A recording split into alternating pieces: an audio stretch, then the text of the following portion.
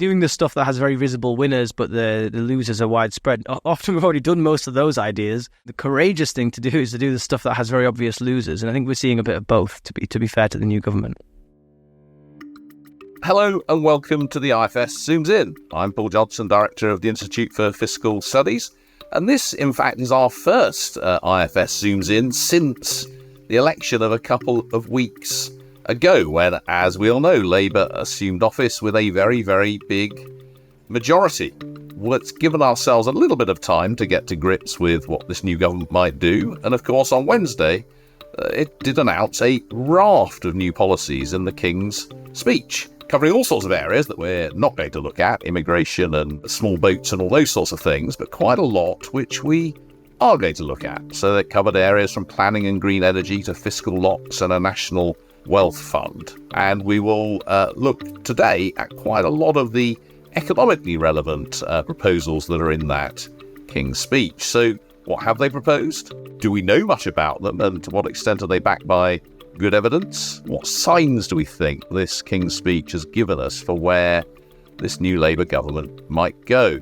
It's an exciting moment, and to begin at least to answer some of these questions, we're joined by two of my colleagues, Farquharson and Ben Zaranko, who will, with me, try and unpick a little bit about what we think is going to happen over the next few years on the basis of what we've heard in, let's remember, just a couple of weeks. It already feels almost normal, doesn't it, to have a new government, but they've only been there for a couple of weeks. The King's speech announced, I think, 40 new bills, which is quite a lot. That will keep them going for some considerable periods of time. But let's try and pick out, if we can, what that might mean or what we can glean from those in terms of an economic strategy. Well, first thing we can say is it's clearly looking at a more active government than we had under the Conservatives, all sorts of things from national wealth funds to Great British Energy to more role for the OBR, planning reform, on all of those sorts of things suggest an activist government relative to what we've had in recent years. But Christine, I think you managed to pull out what we might think of as a three-pronged approach to economic policy here. I mean, what are the three prongs in your mind of what we might see as this economic strategy? So I did what I could to try and impose some order on what was, as you say, really quite a large and quite an ambitious set of bills. But I think there's kind of three themes that jumped out to me. The first of those was really basic around changing the rules of the game, the processes, how we do what we want to do. And you could think there of bills like the audit reform bill or the bank recapitalization bill or the arbitration bill. So really trying to change just the bread and butter of how we do what we're going to do. Then there's another set of measures which are really around the fundamentals of the economy. So this idea of getting growth going. What are we going to change within the economy to try and speed things up or try and reshape, change the economy, change the direction that moves? And then the final set of bills I thought were mostly around how do we try to make life better for people in the short term. Growth is great. Growth is going to underpin a lot of this. But like we've talked about a million times on this podcast, growth takes time and you can't just push the growth button and expect everything to sort itself out straight away. So what are you going to do in the meantime to help public services and help people feel like life is going a little bit better? And that could be everything from some of the employment right provisions that the government wants to set out to some of the reforms around pensions, some of the reforms around housing and renters' rights. There's a lot in there, and some of those provisions, like, for example, free breakfast clubs, are things that are costed. So things that appeared in the manifesto with a number next to them on the scorecard. And that's a kind of genuine, here we go, we're going to introduce a new program. Some children are going to go and have a free breakfast at school who otherwise wouldn't have had that because the government's put some money in. That's the kind of simple case. That's what we think a lot about at IFS when we're analysing these policies. But like we talked about during the campaign, actually, these manifestos, these programs for government were relatively light on those costed fiscal policies. And so instead, what we're seeing a lot of in that how do you make life better in the short term kind of bucket is an attempt to change lives through regulation.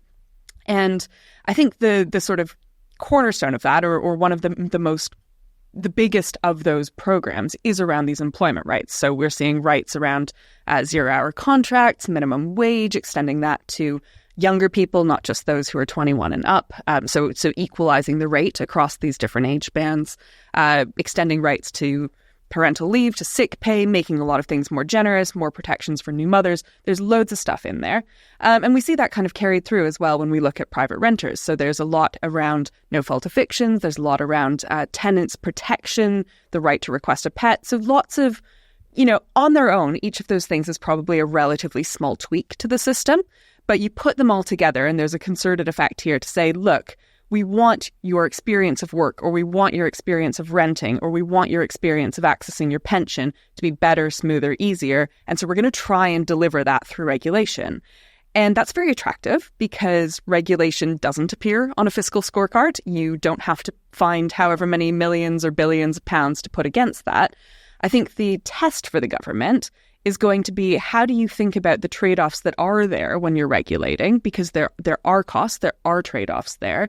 They're just sometimes a little bit less visible than that pounds million, pounds billion number. So how do you weigh up the balance of those things, the people you're benefiting, against some of those trade-offs that sometimes are a little bit harder to spot or not as obvious straight away? And that's not to say that this is all silly or foolish or going to be going down the wrong direction or anything. Far from it. I think there are really good examples in this country of taking a slow, careful, considered approach to regulation and making positive change while minimizing some of those trade-offs. And I think minimum wage is probably a good example of that. But equally, you're going to have a much better shot of getting the benefits of those regulatory changes while minimizing the costs if you go into that with eyes open, recognizing that potentially the costs are there and thinking about how you're actually going to mitigate that. Wow, fantastic. That is the most coherent explanation I think I've heard of this set of propositions that at first sight look like a bit of a random ragbag.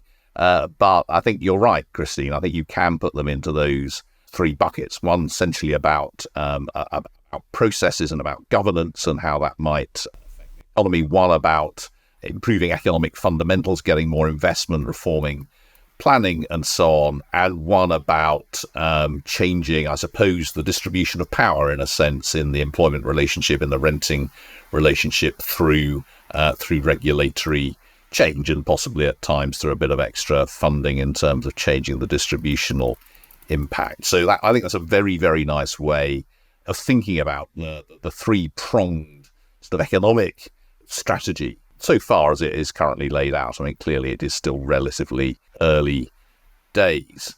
So let's spend a few minutes on each of those. And let's start with the sort of economic processes. Now, one of the things, Ben, that Rachel Reeves has been very keen to make quite a lot of is the new fiscal lock, the additional powers for the Office for Budget Responsibility. What do we make of those?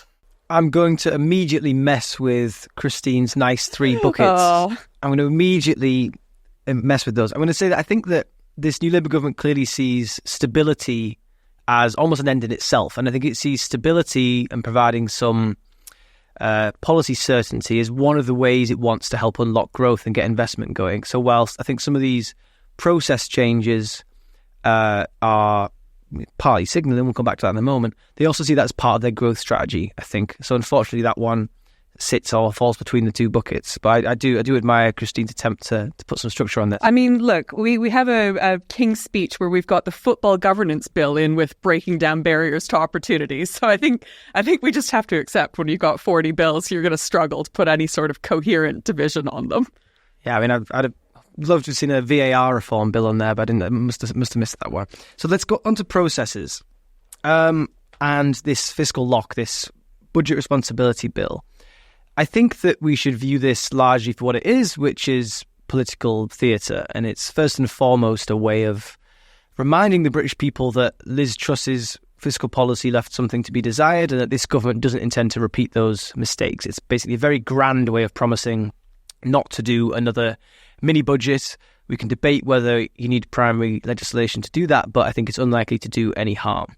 The way that the bill is designed, basically if a government, not just this government, any future government, announces tax or spending decisions worth more than 1% of GDP at the moment, that's roughly 30 billion, the OBR has the right to publish a new set of forecasts. So if Liz Truss and Kwasi Kwarteng had stood up and said we're doing £45 billion of tax cuts, when we don't want the OBR to publish, the OBR could say, well, actually we've got the right and the power to do so, and here's what impact we think that will have. So it doesn't stop the government from doing those tax cuts, it just means they can't do it without the OBR having the ability to publish new forecasts. The exception is if the government's announcements are temporary, so lasting less than 2 years, and in response to an emergency. It has to be both those conditions. So, for example, the furlough scheme was temporary. It was in response to a very obvious emergency in the form of the COVID pandemic. And so in that circumstance, it wouldn't have triggered this process of the OBR publishing new forecasts. Now, that's the detail. I think the big picture here is it won't make too much difference. It's largely for show, but it is a small increase in the powers of the OBR. And I think that's sort of telling. This government seems quite fond of committees, councils, offices for things, offices for value for money, perhaps at some point, office for budget responsibility. We may see some more powers handed to the fiscal technocrats down the road. We'll have to wait and see. Yeah, I think that's a good way of describing it. Actually, I think this fiscal lock, this OBR bill, as you say, is about reminding people of what happened under the last government. And I think we're going to hear, we are already hearing, I think we will continue to hear quite a lot from the new government about what a mess the previous lot left things in. We've had all sorts of that already, particularly on things like prisons. It's interesting what you say about handing additional power or using commissions and technocrats and so on. We've seen, hasn't got a huge amount of publicity, but the creation of a new Council of Economic Advisors to be chaired by John Van Reenen, who's a professor at the London School of Economics, actually previously at the IFS, and Anna Valero, also at the LSE. And both John and Anna, of course, have been guests on the IFS Zooms In that have been very focused on issues around growth and productivity for a long time. So let's not spend any more time on that OBR fiscal lock type stuff, because as you say, Ben, it really, in truth, doesn't make a great deal of difference to anything very much. But there's also a fair bit in there, and Christine might want to come in on this as well, about the role of the centre of government relative to the role of devolved parts of government, devolved in England, that is, rather than to the to the constituent nations. I mean, what it's slightly difficult to pick out exactly what changes are being suggested. On the whole, at least, an intent, it seems, to devolve additional powers from Whitehall to some parts of local or regional government. I think so, yeah. I think that the English devolution bill seems, the first thing I took from it is that it's about filling in the missing bits. You see a map of England, you see which areas have had powers devolved to them. It's not the whole of England, and they want to fill in those gaps. And it's about coming up with a standardised framework to try and help that happen. Stop little fiefdoms arguing with each other and get them to accept some devolved powers. Further down the line, there may well be more powers to come. I think it's interesting to think about if they're handed extra responsibilities. With that, becomes accountability. Will we also see revenue-raising powers in some format devolve? There's lots of interesting fiscal questions there. Also, this is coupled with the overarching, I think the central plank of the Labour growth strategy is around planning and around building and getting the brakes off growth. And, we've already seen Ed Miliband as the new, I forget his former job title, broadly speaking, energy guy, overriding local concerns and approving, solar farms, approving lots of other green projects, maybe approving some pylons. And so on the face of it, I'm sure that on the face of it at least, it looks like there's a bit of a tension there. We want to devolve more powers to local communities, but the centre will have more power to override local interests if it's in the national interest for something to get built. And I'm sure you can reconcile those things. Just because you've given an area more control over its buses and its skills policy doesn't mean you allow them to block the latest bridge or road that we need. But I think that there is a bit of a centralising instinct on the one hand, with a desire to hand more powers to local leaders for, on the face of it, supposedly growth purposes on the other. And I think that's a little bit of a difficult balance to strike. Yeah, I completely agree with that. And it's interesting you put skills policy in the camp of very easy to just fully devolve, because my read of the adult skills bill is, okay, we're going to establish Skills England, And that's going to bring together lots of different stakeholders and put everybody in the room. And then the first thing that they say Skills England's going to do is develop a single picture of national and local skills needs. And so you have this attempt to further devolve skills funding. At the moment, that's devolved to some parts of England, but not to other parts of England, which makes a total mess in the funding system. But then you're trying to set that against the other instinct that I totally agree with you that this government has, which is we're the government of planning, regulating, making a strategy, having a council, putting a body, making a quango, and having us all sing from the same hymn sheet. And that's going to be the thing that drives growth forward. And that's the lever we want to pull because we don't really want to spend very much money. And so I don't know that it's quite as easy as saying, well, okay, they can get away with that contradiction on planning and everything else they can devolve. I think that contradiction is going to cut through an awful lot of these different areas as well. That's very striking what you say about Skills England. I mean, I can't remember the number of skills quangos that I have lived through just in the last 20-odd years since I joined the Department for Education, I think in the year 2000, when everyone was very, very excited about the setting up of this thing called the Learning and Skills Council, which I think lasted less than a decade, but involved the most enormous upheaval of the delivery of skills and the funding of skills and working out what skills were needed. And there have been several. Since then, and now we're having that reinvented all over again, which is one of the dangers, of course, of being a bit old and grumpy, remembering all of this stuff. It's not to You say... don't even need to be that old. In skills policy, we've said on this podcast, it's like eight policy changes in the last decade. Almost anyone listening to this podcast will have lived through in adult memory at least a couple major overhauls. And in there lies a lot of the problems that we have with particularly our focus on skills further and vocational education. And again, quite a lot of this tension between the belief in Whitehall that you can determine centrally what's needed, and also a belief that actually you need some devolution to local people and local areas to decide what's needed and best there. And that tension keeps getting played out as we reform and re-reform everything. We should probably move on from, although there's lots more that one could say about these issues of economic processes. I mean, we've said here before, I think, when we talked about growth, that there is a case for additional evolution, at least of some things, and potentially in the long run of budget-raising powers, which is not something, it's worth saying, that I think is being discussed. I don't think there's anything which indicates that the new government is going to be allowing or looking to local or regional assemblies to raise additional taxes. So that money will still all come, as it does at the moment, or very largely come from the centre. But let's move on to the second of these buckets, which Christine has tried to create from the amorphous mass of what's there, and Ben's not sure that we really can. But anyway, let's go along with this and talk about improving the economic fundamentals. So, Ben, you've already mentioned planning reform as one of the things which arguably goes in one direction against the idea of devolving power because of this sense, and I think the correct one, in my view, that particularly when you devolve planning decisions to a very local level, as a lot of them are at the moment, you often get a combination of decisions which are bad for the economy as a whole, because each local area might be against a few extra houses or infrastructure in that area without taking account of the consequences for the economy and the population as a whole.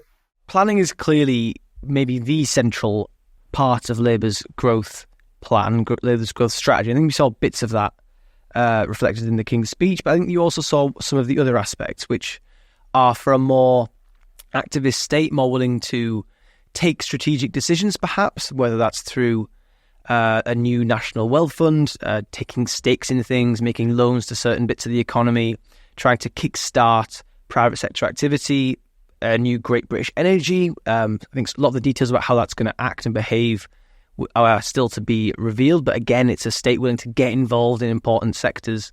And that interacts also with this Crown Estates bill, where because for some historical reason I don't pretend to understand. The Crown Estate owns the seabeds. We need them involved if we're going to do stuff on offshore wind.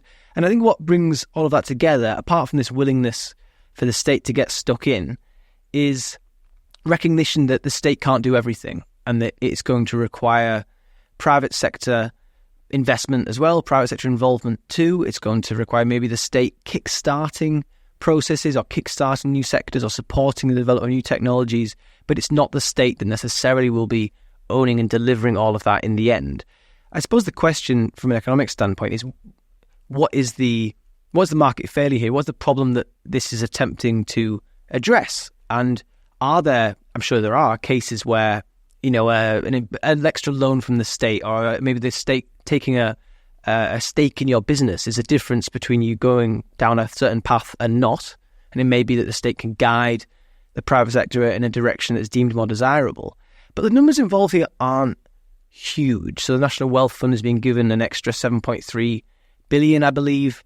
Not nothing, but it's not enormous. And I think that coupled with the planned cuts to public investment that are in the pipeline, and Labour haven't given any indication that they would fully or even mostly offset, it's how we're going to couple that with a big change in Britain to being a high investment country. I think at this stage is a little bit difficult to see that path, but I think that's the desired end destination, it seems to me anyway. Yeah, and I think we should obviously only see this as a very first step. You can imagine that more money might go in, that the way in which this will be allocated will be refined over time. And as part of this broader, I think, approach to a more interventionist state, I have to say I am, I think, completely agnostic as to whether this is a good idea or not. As you say, Ben, it's not entirely clear exactly what the market failure is here.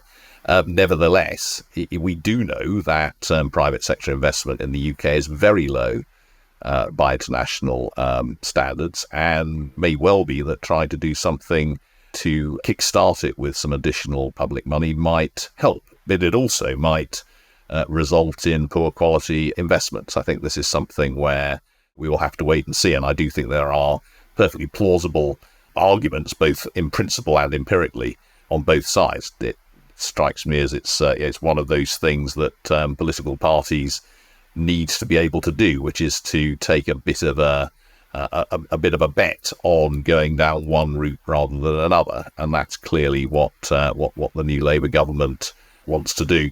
But just to repeat, I think one of the key things Ben said there, unless Rachel Reeves changes the plans in the forthcoming budget, it is fixed in the current fiscal plans that overall public sector investment will stay flat in cash terms for the next 5 years. In other words, there will be a pretty substantial cut in public sector investment, both in real terms and in particular relative to the size of the economy. And that cut will probably outweigh the additional money that's being put into this wealth fund.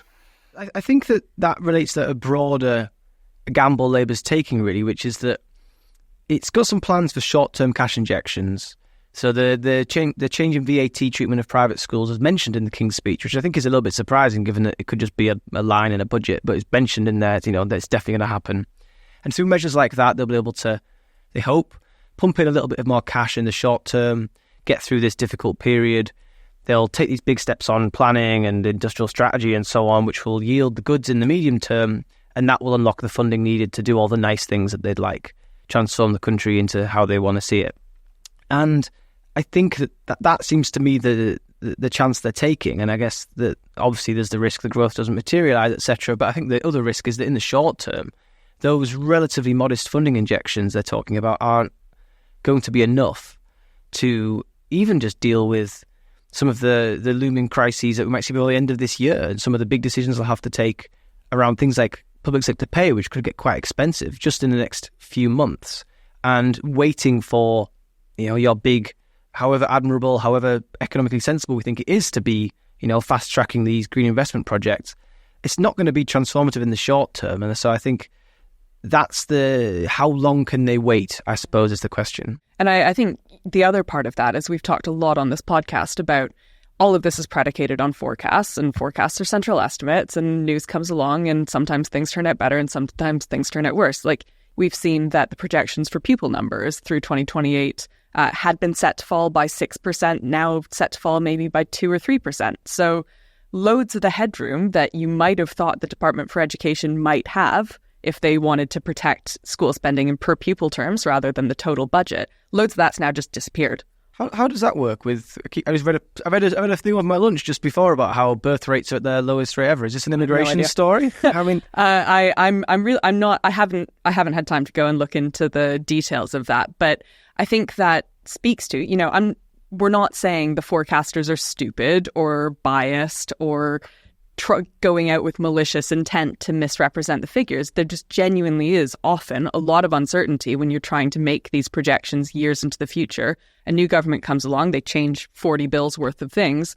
That's going to have knock-on consequences too. But when you're in that world where what looks like a really small forecasting error or a really small part of the system, pupil number projections, actually that has big financial implications. If you were hoping to use some of the cash maybe that you could free up in the Department for Education's budget to put somewhere else, and all of a sudden that wiggle room's gone. So I think there'll be loads and loads and loads and loads of those small changes that individually maybe is not huge, but they add up to something that, is going to shock and buffet and change the way this government's going to have to approach the public finances and public services.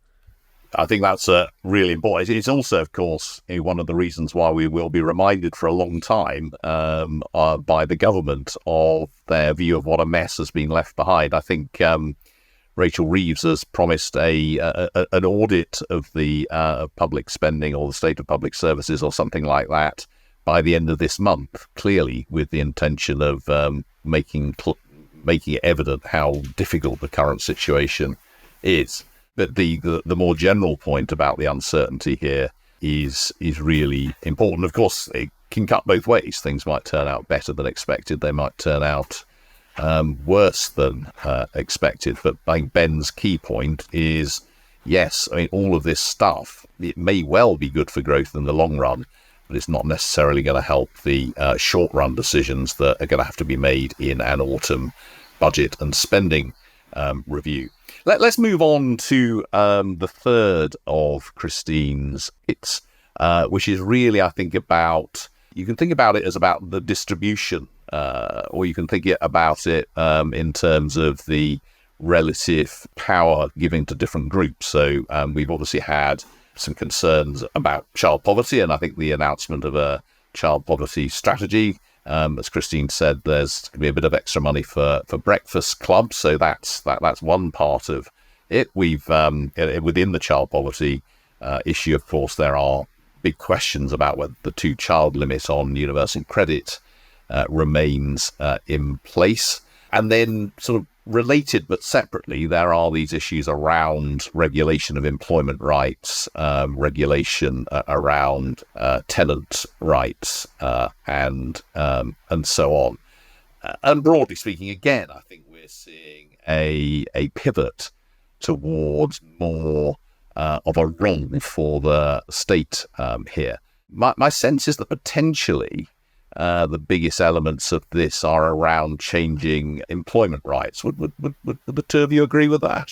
I think that probably sounds right to me. I think some of the renter reforms look fairly chunky to me as well, or potentially. Well, remind us what they are. There's loads, so let's look at the list. We're going to abolish no-fault eviction. We're going to give new powers to challenge rent increases. We're going to have the right to request a pet, decent home standard for the private rented sector, expanding some legal expectations around kind of home repairs and serious hazards, and then some databases and dispute resolution and discrimination. So there's kind of a page and a half of these reforms. And again, each of those things you could look at and say, abolish no-fault eviction. That sounds really good. That clearly is going to benefit a group of current tenants who are in their property, who have less security than owner-occupiers do, who can at the moment just be evicted. And so there's a clear group who are going to benefit from that. The question with all of these is what's on the other side of the ledger. So if you are in a world where landlords look at that and go, actually, I can't do a no-fault eviction. That means I've got to prove a case. That means potentially I've got to go into some form of arbitration or dispute resolution or even try and escalate that to the court system to try and resolve this dispute. And we've talked before about how difficult some of those channels are. So, and then if you're a landlord, you look at that and you go, well, okay, the risk now of renting to this new tenant is higher than it was before. And at the margin, you might think that some landlords look at that and go, you know what? I may or I may not need this property in the next 6 months, 12 months, 18 months. And actually, I'm just going to hold off. I'm just going to leave it vacant rather than renting it out. And that's not to say that that's going to, I have no idea how many cases that's going to happen and how big of an effect that's going to be. But that's an example where the people who are hurt by that are the people who otherwise would have been able to access that rented flat who don't know who they are because they're walking around on the street, living somewhere else, doing something else, and they don't know that they, in another world, would have been able to move into that place. And so that's when we think about the sort of concentrated benefits, clear beneficiaries who know who they are, set against these potentially diffuse consequences or diffuse trade-offs. And that's not, again, it's not to say that you can't ever do anything. It's just that going into these, being aware of those risks gives you a much better chance of being able to mitigate against them, particularly in a time and at a period where we know that private rental costs are going up really quite quickly. And so actually, potentially, if you do see a big response on the supply side, if you do see a lot of landlords or would-be landlords choosing to stay out of the private rental market, potentially that is actually going to have some consequences on prices and on where people live and what they pay. Yeah, I think another a related way to look at this is it's like the party instincts about there's going to be lots of power dynamics at play, right? You've got the renters versus landlords. If you look elsewhere, I think they're reviving the bill on leaseholders and thinking about, I think it's going further than the previous government were planning to, about the rights of leaseholders when it comes to things like ground rent and when it comes to service charges and things like that. The fleasehold scandal people talk about. And I guess what might be different now is a lot of those bills were around in some form under the previous government. I guess the difference might now be when push comes to shove, you have to choose between these different interest groups. The new Labour government will choose differently. And that's where these distributional things play out with lots of little decisions bit at a time. Again, winners from the leasehold thing, clear and obvious who they are. The losers, maybe those faceless management companies, but someone owns those. Pension funds have a lot of money in freehold estates and so on. So I think that's a really useful way to think about it. I add one more thing on this distribution question, which interacts a little bit with what we've been talking about, which is I don't think it was in the King's speech, but one of the big flagship things in the manifesto was his plan for like sectoral pay agreements, starting with social care and like a fair pay agreement, I think they call it, which, as we're recording this, has been a new workforce strategy published by Skills for Care for the adult social care sector, where they're, calling for higher pay among other things. And I think that's one area where it's pay regulation in effect, or it's changing the power dynamic. It's allowing unions to come together and try and get a better deal for their members. Again, there's clearly costs for that. A lot of that would fall on the public purse, in fact. But it's those sorts of things where I think this will play out and where we'll see distributional consequences, not necessarily in a budget scorecard fiscal way, in the traditional way we can show our nice decile charts, but still nonetheless important. Yeah. And I think, to underscore that, it is entirely fair and reasonable for the government to say, look, we accept that there are consequences here, we accept that there are trade-offs, but ultimately we think that in a fair society, for example, all adults should be paid the same minimum wage. And maybe that has consequences for employment rates, but we think that's a basic standard of fairness, and we just value that and we want to go ahead and do that. That's an entirely reasonable thing to do. I think the questions are, the kind of governance side of that is, what can you put in place to make that transition as smooth as possible and to minimize the consequences as much as you can? And we have seen good examples of that in the UK. And, to their credit, it does look like none of the things in this King's speech stand out as clear and obviously we've gone full-hearted on the policy and the politics and we just want to go straight to 100 straight away. There does seem to be a little bit more of a sense of, we're going to try and build these things up relatively gradually. Each of these reforms is relatively small or smaller than it could be on its own merits. but just keeping an eye on what's the portfolio of what's happening here and what's the total set of how you want to change the balance of who has power in the economy, and what can you do to just keep an eye on the consequences of that. Yeah, I think everything we learned during the during the election campaign and from the manifestos, and also just from the past couple of years, is that they don't seem like a government that's going to be deliberately rocking the boat or doing super radical things. I imagine there'll be a lot of incrementalism, a lot of small, modest steps that could add up to a lot. Particularly as they're all, I think pretty much everything we've talked about are modest steps in a similar direction. I mean, you could argue that the planning reforms, well, I think you could and should argue the planning reforms are essentially about reducing regulation, but with a long-term focus on growth. But everything else really is about additional government intervention to regulate in the housing market and the labour market, in skills, on child poverty and so on. After a long period moving in the other direction, I mean, you can sort of think of this as a sort of a swing, a little bit of a swing of the pendulum. I guess the key thing that we might want to advise the government to do is just to keep a very careful eye on the consequences of each of these individually and collectively in terms of the way that the economy works, because it is possible to swing the pendulum too far the other way. And I think Christine put it brilliantly when she said that for some of these things, it's very easy to see who the winners are. If you are a tenant who gets extra rights and there's no other consequence for you, then you're very clearly a winner from this.